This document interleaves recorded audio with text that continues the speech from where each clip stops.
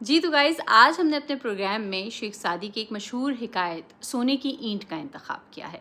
पहले मैं आपको वो हिकायत सुनाऊंगी और उसके बाद हम बात करेंगे कि किस तरीके से वो आज भी उसी तरीके से रेलेवेंट है और हम सब इन हिकायात से बहुत कुछ सीख सकते हैं। शॉर्ट एंड क्रिस्पी रखेंगे। सबसे पहले तो मैं आपको हिकायत सुना दूँ कि एक पारसा को सोने की ईंट कहीं से मिल गई। पहले तो ये मैं आपको बताऊँ कि पारसा कौन होता है।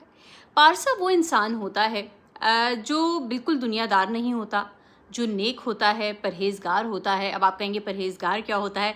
तो वो इंसान जो गुनाहों से हद्दुल वसा अपने आप को बचाने की कोशिश करे, अल्लाह के हुकूक अदा करे, दुनिया वालों के साथ भी जो है उसका बर्ताव बहुत अच्छा हो, नेक हो, इबादत गुजार हो, तो उस इंसान को पारसा कहते हैं। एक ऐसे पारसा को सोने की ईंट कहीं से मिल गई।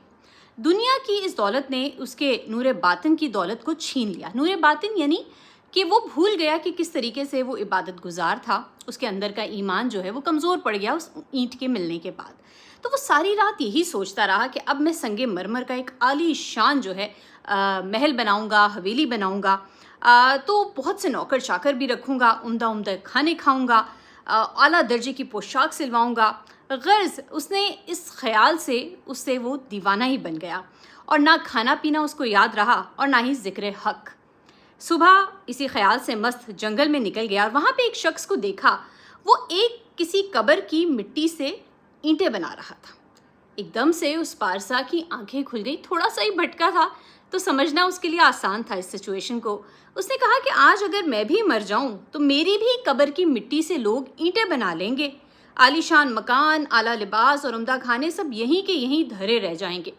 इसलिए उसने सोने की ईंट से दिल लगाना बेकार समझा। उसने कहा हाँ, दिल लगाना है तो अपने खालिक से लगा। ये सोचकर उसने सोने की ईंट कहीं फेंक दी और फिर पहले की तरह ही कनात की ज़िंदगी बसर करने लगा। हम सब देखते हैं कि हमारे पास कुछ पैसा आ जाए या हमें कोई लगन लग जाए कि अच्छा हमें तो फ़लाँ मोबाइल चाहिए, फ़लाँ PS5 चाहिए, फ़लाँ गैजेट चाहिए, फ़लाँ जगह का मैंने विज़िट करना है, या ख़वातीन के हवाले से हम देखें तो हमें फ़लाँ ब्रांड ने बड़ी अच्छी कलेक्शन लॉन्च कर दिया, हमें तो वो लेना ही लेना है।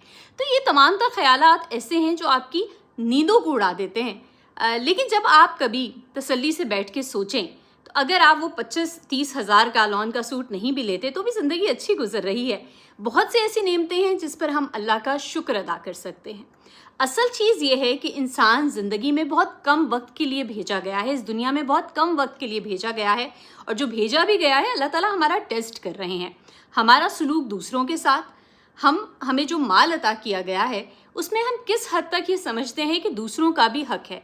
कोई गरीब नादार देखें, पड़ोस में देखें, रिलेटिव्स में देखें कि कोई इंसान जो सफ़ेद पोश हो। सफ़ेद पोश उस इंसान को कहते हैं जो अपनी ज़रूरतों का इजहार नहीं करता लोगों से, जो अपने दामन को नहीं फैलाता और किसी से कुछ मांगना जो है वो ये समझता है कि इसमें उसकी इज़्ज़त चली जाएगी, तो ऐसे इंसान को आप सफ़ेद पोश कहते हैं। और अगर हम गौर से गौर व फिक्र करें तो ऐसे बहुत से लोग हमें अपने इर्द गिर्द नज़र आएंगे। तो आप ऐसे लोगों की मदद करने को तरजीह दें। आप सोचेंगे कि अगर किसी गैजेट का हर मॉडल अगर आप अपडेटेड नहीं भी ख़रीदेंगे तो भी ज़िंदगी चल रही है। अपने बचपन को याद कीजिए, बहुत से खिलौने जिनको हम मांगते हुए ज़िद किया करते थे, लेकिन वो नहीं मिले तो भी ज़िंदगी अच्छी गुजर गई। और आज हमारे पास जितना मर्जी पैसा हो, क्या हम वो खिलौने लेना चाहेंगे? नहीं, क्योंकि हम ये समझ चुके हैं कि वो बेकार चीज़ें थी। उसके ऊपर जो है वो बचपन में ठीक है एक हमारा जहन ज़रूर लगा, लेकिन वो ऐसी ज़रूरी चीज़ें नहीं थी कि जिसके बगैर ज़िंदगी ना कट सकती हो। तो शेख सादी की सोने की ईंट का जो किस्सा मैंने आज आपको सुनाया है, आप भी बताइए कि आपने इससे क्या अख़ज़ किया है, क्या मोरल ऑफ़ द स्टोरी आपको इससे मिला है। आप अपनी अंडरस्टैंडिंग को भी ज़रूर मेरे साथ शेयर कीजिए।